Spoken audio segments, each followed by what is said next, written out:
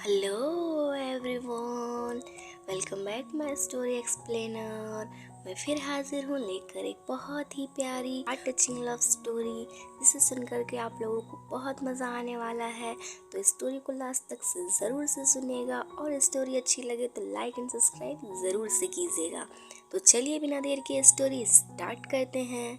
दोस्तों, मेरी और पिंकी की बातें बहुत कम होने लगी थी। मैंने पिंकी को कई बार पूछा था कि आजकल तुम क्यों मुझसे बात नहीं करती हो, क्या कोई प्रॉब्लम है बताओ, मुझे क्या कोई परेशान कर रहा है।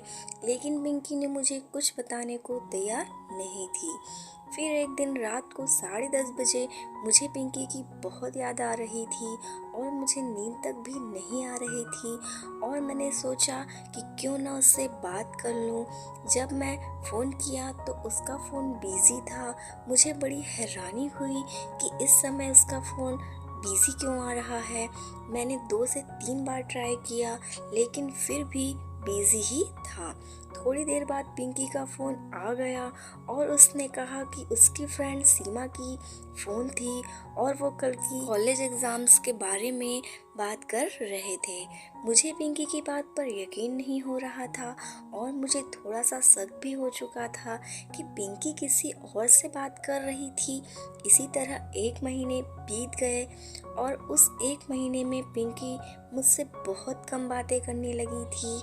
ये बात अब मुझे खटकने लगी थी और मुझे ज़्यादा शक होने लगा था कि एक दिन मैं मार्केट में कुछ सामान लेने के लिए गया था, तो मैंने देखा कि पिंकी एक लड़के के साथ मोटरसाइकिल में बैठी हुई है और मेरा शक फिर क्या था, यकीन में बदल गया।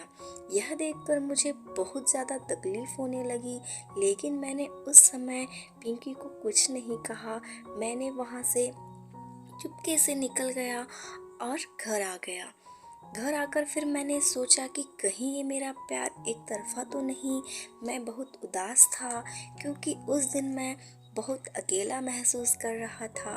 अगले दिन ही मैंने पिंकी को फ़ोन किया और उसे मिलने के लिए बुलाया, और अंदर ही अंदर जानता था कि ये शायद मेरी पिंकी के साथ आखिरी मुलाकात होगी। उस दिन मैं बहुत इमोशनल था और पिंकी मेरे से मिलने को आई।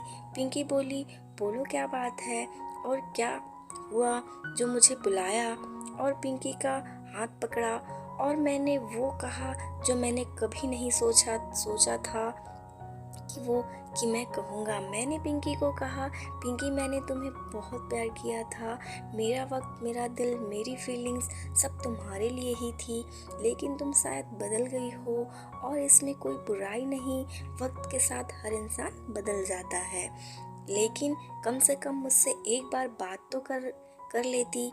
खैर, मुझे पता है कि तुम्हारा अफेयर किसी और के साथ है और इसलिए मैं चाहता हूँ कि तुम मेरे इस बंधन से आज़ाद हो जाओ।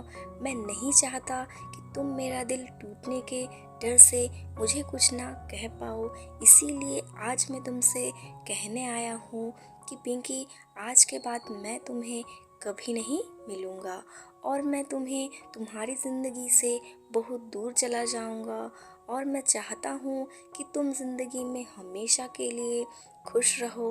पिंकी बिना ही कुछ बोले मेरी बातें सुन रही थी। शायद उसे भी पता था कि मुझे उसके अफेयर्स के बारे में पता चल चुका है। उसकी आंखों में आंसू ज़रूर टपक रहे थे, लेकिन अब मुझे कोई फ़र्क नहीं पड़ता था, क्योंकि दोस्तों, पिंकी मुझसे प्यार नहीं करती थी। और मेरा एक तरफ़ा प्यार करने के बाद मैंने क्या सीखा।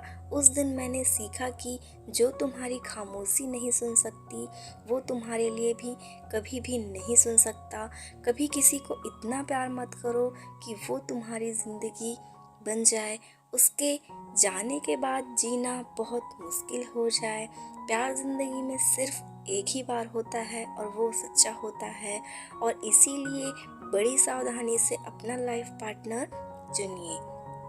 गलत लाइफ पार्टनर चुनने से आपके इमोशंस और आपकी फीलिंग का ही हनन होता है।